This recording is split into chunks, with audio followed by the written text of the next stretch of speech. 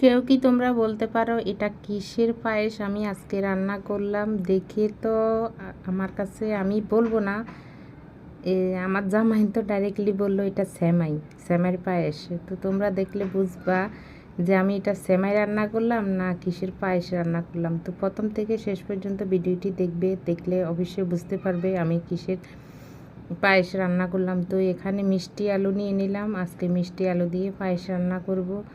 তো জামাই চুপচাপ খেয়ে যাইতেছে, আমি বললাম কি কিছু বলো, কি খাইতেছ? কিছুই তো বলতেছো না, আমাকে বলতেছে কি আর বলবো, এটা তো সেমাই দিলা। হায় ভগবান, আমি এত কষ্ট করে মিষ্টি আলু দিয়ে সেমাই রান্না, পায়েস রান্না করলাম, জামাই বললো সেমাই রান্না করলাম।